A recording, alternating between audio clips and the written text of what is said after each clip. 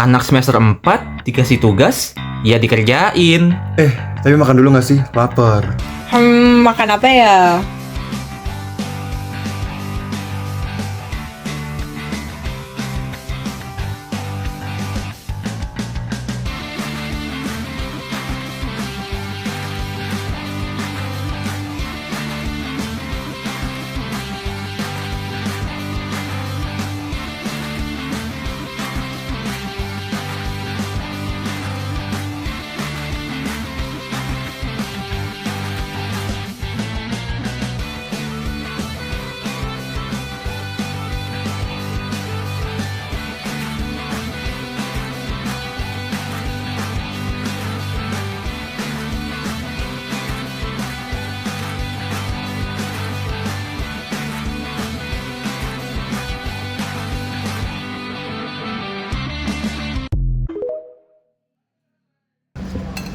Kenapa ya makanan Bali itu rasanya khas banget? Soalnya mereka tuh pakai bahasa genap. Bahasa genap, apa itu? Iya, bahasa genap itu bumbu Bali gitu. Jadi dari rempah-rempah terus dibikin jadi bumbu. Kalau sehas itu kok nggak terkenal rendang sama nasi goreng deh? Kan ada kegiatan itu loh, aktivitas. Part of the world. Iya. Tahu nggak? Iya, tahu. Jadi sebenarnya kalau makanan kayak nasi goreng, rendang, mereka itu lebih gampang diingat bentuknya, rasanya sama orang. Dan kayak itu lebih gampang terkenal. Sedangkan kalau bahasa genap itu dia tuh bumbu. Jadi orang tuh harus, istilahnya kalau bumbu kan kita pakai di dalam suatu masakan ya. Iya. Kita harus ngerti bumbunya tuh gimana cara ngolahnya dan lain-lain. Mungkin itu sih. Padahal menariknya di situ kan. Bener banget. Nah, bahasa genep itu dibuatnya tuh dengan cara ngerajang, namanya tek-tek, dicincang-cincang. Ada yang suka halus, ada yang suka kasar. Nah, tapi dari situ tuh justru kearifan lokalnya. Dan ada nilai-nilai masyarakat lokalnya, namanya Trihita Karana. Jadi sebenarnya potensinya bukan cuma sebagai bumbu kan? Bener banget, bahasa genep itu bisa jadi identitas bangsa Indonesia selama didukung oleh pemerintah, akademisi, chef, dan berbagai pihak lainnya. Wah, keren banget ya. Berarti nggak cuma sekedar makanan doang ya buat ajang kita di internasional nanti. Bener. Betul-betul. Terus ini letak bumbu bahasa genepnya di mananya? Ini di ayamnya, di sayurnya, di bumbu kuningnya itu juga pakai bahasa genap. Di sate lilitnya juga bahasa genep yang kamu makan sekarang. Kuahnya juga. Jadi hampir semua gitu ya? Iya, betul banget. Nah, salah satu keunikan bahasa genep itu adalah warna kuningnya, ciri khas banget. Itu tuh datangnya dari kunyit. Makanya nih, kuah kitanya warna kuning. Oh iya, ini urapnya juga warna kuning ya? Warna kuning. Bahkan ayam betutunya pun warna Kuning, kuning. iya. Karena dia menggunakan bumbu namanya bahasa genep. Keren banget ya. Sehas itu emang ya? Wait. Dari tadi kalian kan mention Indonesia Spice Up the World. Itu program apa sih? Keunggulan rempah-rempah Indonesia harus terus kita kenalkan ke seluruh penjuru dunia. Salah satunya kita promosikan melalui Indonesia Spice Up the World.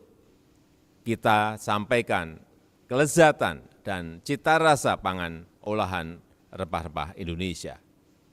Ekspor pangan olahan, terutama ekspor bumbu, harus terus kita dorong.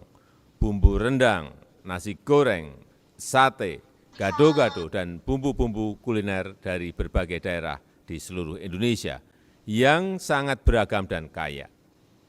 Kita harus bisa memanfaatkan rantai produksi global dengan melakukan berbagai inovasi produk, dengan packaging dan branding yang lebih baik, dengan melakukan perluasan pasar sehingga pangan olahan rempah Indonesia menjadi komoditi ekspor yang makin diunggulkan.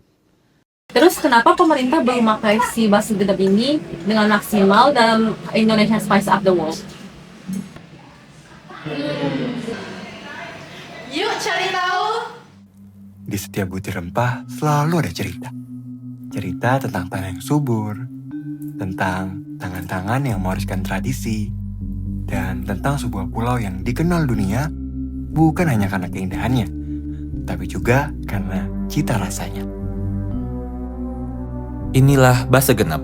Bukan sekedar bumbu, melainkan perpaduan rempah yang menyimpan filosofi, sejarah, dan identitas Bali. Setiap racikannya menghadirkan harmoni antara manusia, alam, dan sang pencipta sesuai dengan filosofi Bali yaitu Trihita Karana. Sebuah warisan yang telah hidup selama ratusan tahun. Namun, ada satu pertanyaan. Mengapa kekayaan rasa yang begitu luar biasa ini belum menjadi wajah Indonesia dalam gastrodiplomasi dunia? Padahal di balik setiap aroma bahasa genap tersimpan kisah tentang Indonesia sebagai negeri rempah. Mungkin sudah saatnya dunia tidak hanya mengenal Bali melalui pemandangannya, tetapi juga melalui rasa yang berbicara lebih dari kata-kata. Karena terkadang, diplomasi terbaik dimulai dari satu suapan. Perjalanan mengenal bahasa genap tentu tidak lengkap hanya dari apa yang kita lihat dan rasakan. Kini, saatnya kita mendengar langsung dari sosok yang memahami nilai, filosofi, dan peran penting dari bahasa genap. Maka dari itu, kami bertemu dengan Ibu Putul Warsiati, selaku dosen dari Fakultas Teknologi Pertanian Universitas Udayana, sekaligus pembuat bumbu bahasa genap instan bubuk dan pasta jalikan. Memang yang pertama kali dikembangkan adalah bumbu, karena kita ingin mempertahankan dan ingin mengembangkan gastronomi yang ada di Bali. Ya, gastronomi itu kan pengalaman menikmati masakan tradisional, termasuk juga pengalaman bagaimana memasak gitu. Jadi kita kembangkan yang bumbu genep. Jadi beberapa mahasiswa baik S1 dan S2 sudah melakukan penelitian tentang itu. Yang terakhir adalah membuat bumbu genep pasta. Bumbu yang tersedia di pasar itu kan bumbu basah dan tidak awet. Jadi kalau tidak disimpan di kulkas 2 hari dia sudah bau, sudah busuk gitu, atau berbau tengik karena dicampur dengan minyak. Itu yang pertama. Kemudian yang kedua, begitu banyak minat orang-orang untuk mencoba masakan tradisional Bali, tetapi terkendala dengan mendapatkan bumbu gitu, karena harus ngeracik sendiri gitu kan. Mungkin kalau di Jawa atau di Sumatera nggak dapet beli bumbu genep yang udah jadi di pasaran. Nah itu. Kemudian yang ketiga adalah ternyata bumbu genep itu merupakan sumber untuk meningkatkan kesehatan atau mencegah penyakit. Jadi dia bisa berfungsi sebagai antimikroba. Kita buat inovasi supaya orang gampang mendapatkannya. Kemudian juga bisa dijual di tempat-tempat yang jauh. Nah, pertamanya yang berminat itu adalah orang-orang Bali yang bekerja di kapal pesiar. Nah, mereka membelinya kiloan waktu itu. Jadi bikin, kemudian kita keringkan, kemudian kita blender, jadi bubuk. Ya. Nah, itu bisa awet 2 tahun. Nah, ternyata yang tertarik adalah orang-orang yang bekerja di kapal pesiar. Karena mereka mungkin pengen gitu, rindu gitu masakan tradisional. Jadi itu awalnya di situ.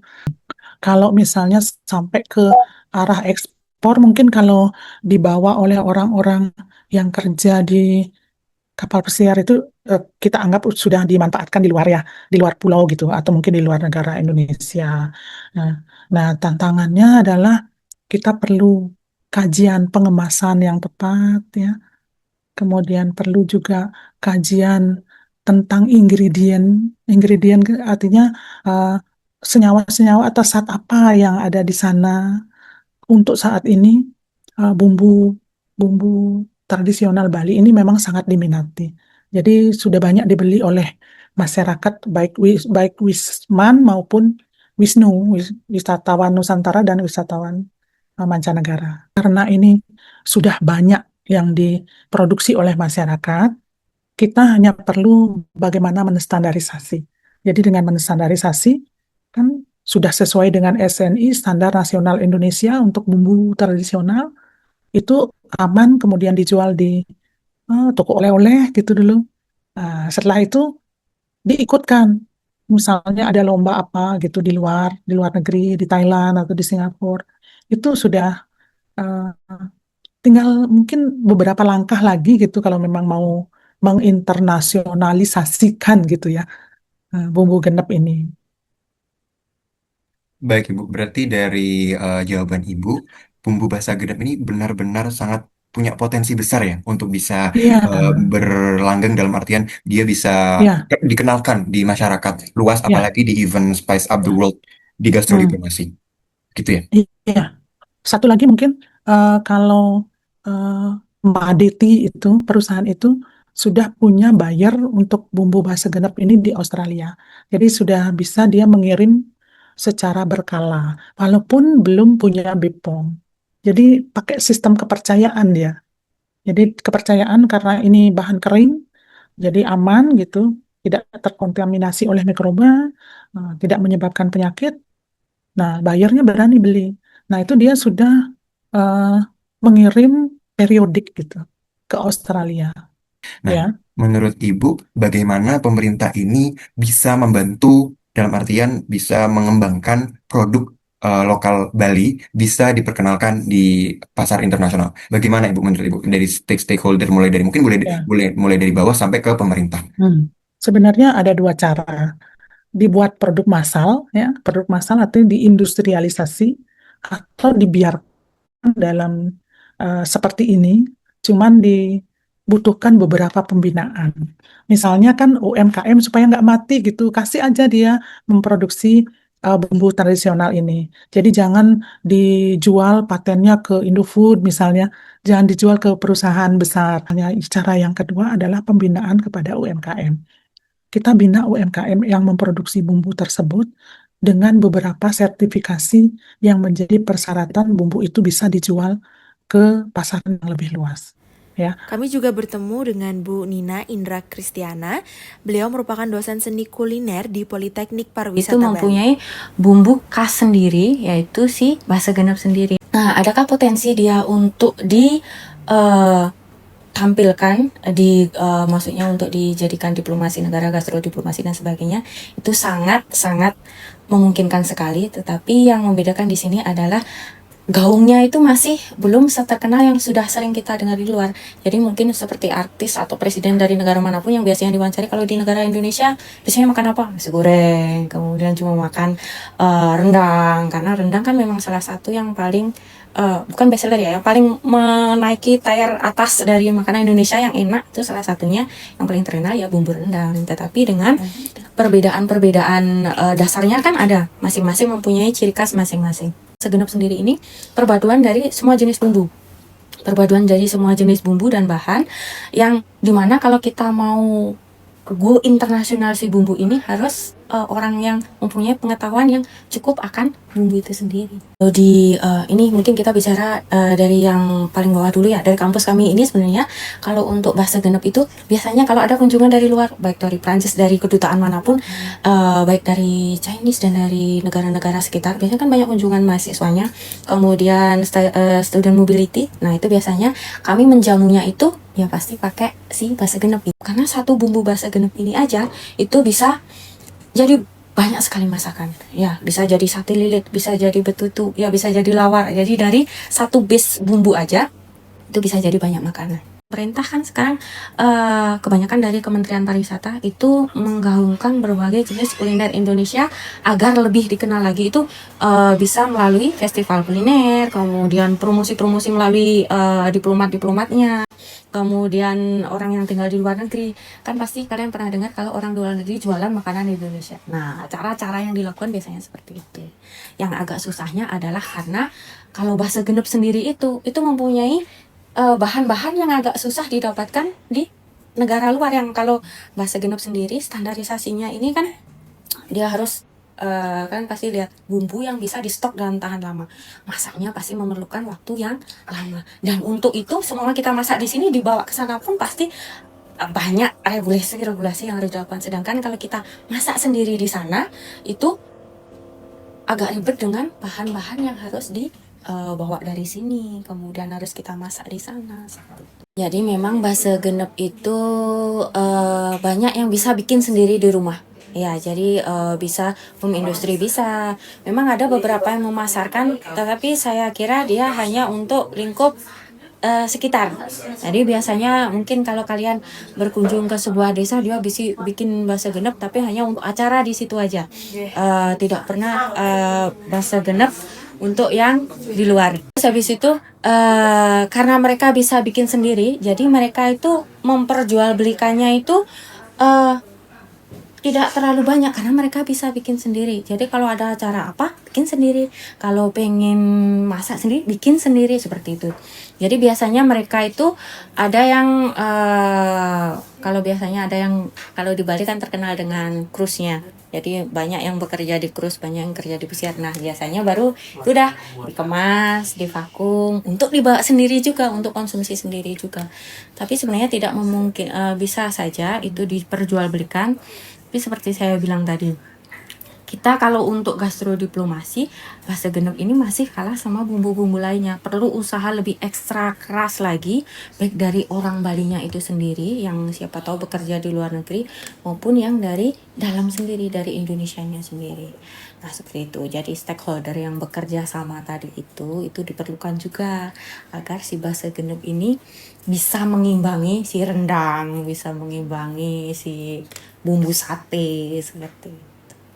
Jadi sepanjang saya mengajar dan tinggal di Bali, karena saya memang bukan dari Balinya itu sendiri, jadi yang saya ketahui bumbu yang dipakai itu adalah bumbu rempahnya. Bumbu rempah ini misalnya ada lengkuas, kemudian kalau lengkuas itu bahasa Balinya isen, kemudian ada ceko, kencur, kemudian ada kunyit, kemudian ada jahe. Itu baru rempahnya aja. Belum nanti ada ditambahin merica, kemudian ketumbar, kemudian pala. Kemudian yang gak ketinggalan biasanya ditambahkan cabai. Itu baru general aja. Tetapi di beberapa daerah ada yang bisa ditambahkan dengan kemiri, ada ditambahkan dengan bumbu lain. Tetapi yang pasti dipakai itu biasanya yang baru saya sebutkan tadi. Kemudian untuk cara membuatnya itu ada yang ditek-tek namanya. Nah, ditek-tek itu yang dicincang halus deh. Jadi dicincang halus, dicampur semua bahan sudah dicincang, baru kemudian ditambahkan sama shrimp paste terasi, baru ditambahkan sama terasi. Ada yang terasinya dibakar dulu, ada yang cuma dipanggang di atas teflon. Nah, kemudian baru dia dicampur jadi satu dan dimasak. Masaknya ini pakai apa? Dia pakai minyak banyak, kemudian dia dimasak sampai benar-benar tanak. Kayak kalian biasanya lihat bumbu soto yang sachet, ya seperti itu. Nanti awetnya diharapkan akan seperti itu. Jadi dia dimasak lama, kemudian ngaplikasiannya nanti dia disundukkan ke campuran daging, bisa jadi sate lilit, daging ikan cincang, itu bisa jadi sate lilit, dicampurkan ke lawar bumbunya, ditambahkan embu udah jadi lawar. Kalau betutu dimasak dulu di kuahnya, ayamnya dimasukkan, diungkep lama, jadilah betutu, seperti itu. Jadi tergantung dari akan diolah menjadi apa nanti proses selanjutnya. Tapi kalau proses intinya adalah bumbu itu bisa ditetek, atau ada juga yang memang menghaluskan. Tapi menghaluskannya, kalau zaman sekarang modern kan udah ada blender, udah ada chopper dan sebagainya. Kalau orang yang masih lokal itu masih memakai ditetek di talenan, ditetek, nah itu baru dimasak. Kemudian bisa juga diiris dulu baru dihaluskan, baru kemudian dimasak dengan api sedang dengan waktu yang lama. Jadi diharapkan dia nanti bisa awet beberapa hari ke depan. Itu kan di mix tuh. Ada nggak yang kamu pernah menggunakan bumbu bahasa genep di beberapa masakan? Mungkin kamu pernah membuatnya mungkin lawar atau lain sebagainya.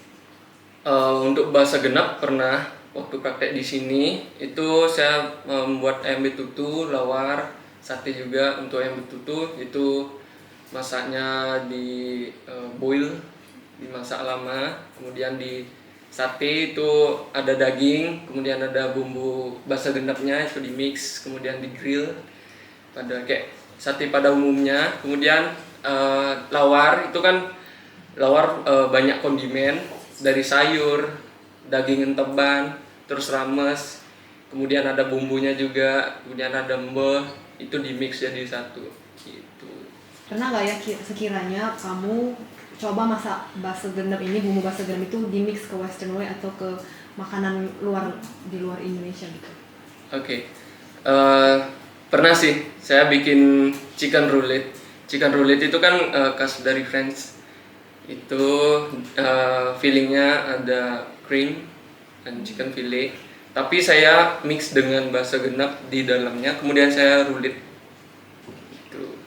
Jadinya yang mix lah antara Classic Friends sama Balinese. Oh, jadi kenapa pemerintah tuh kurang banget pakai bahasa genap dalam STW itu karena beberapa faktor tadi ya. Kayak yang pertama tuh karena identitas nasional kita luas banget, jadi pemerintah lebih pilih ngembangin hal-hal yang udah populer. Jadi kayak bahasa genap ini kan terlalu budaya lokalnya kuat banget, jadi kayak tersisihkan akhirnya. Terus juga karena budaya lokal bahasa genap ini kuat banget, akhirnya makna-makna yang terkandung dalam bahasa genep ini susah buat kayak diterjemahin ke audiens asingnya ya. Sama yang paling penting ini sih, karena faktor institusional pemerintah kita juga kan kurang banget buat mendukung pengembangan bahasa genep ini. Kayak standarisasinya kurang, terus juga keterbatasan dalam bahan bakunya juga. Apalagi kan di luar mancanegara kan. Jadi nggak bisa dapat semudah itulah. Iya, sama kurang dukungan banget lah intinya buat mengembangkan bahasa genep ini buat gastrodiplomasi Indonesia secara luas. Sayang banget sih kayak gitu ya. Bener banget, jadi si bahasa genep ini memerlukan integrasi yang lebih dalam gastrodiplomasi, komunikasi lintas budaya, dan action branding. Nah, promosi seperti storytelling tentang Karana, sejarah jalur rempah-rempahnya, dan relevansinya bagi audiens global juga diperlukan. Dengan begitu, si bahasa genep ini bisa menjadi representasi Indonesia sebagai bangsa rempah dan memperkuat peran Indonesia dalam Indonesia Spice of the World sebagai instrumen gastrodiplomasi untuk meningkatkan citra Indonesia di dunia global. Begitu teman-teman. Nah, jadi gitu teman-teman. Itulah kenapa pemerintah Indonesia belum bisa memaksimalkan bahasa genep sebagai instrumen gastrodiplomasi. So, don't forget to spice up Indonesia. See you. Bye-bye. Bahasa genep untuk yang di luar. Terus Indonesia Spice of the World sebagai instrumen diplomasi gastrodiplomasi akan menjadi representasi Indonesia sebagai rempah. Oke.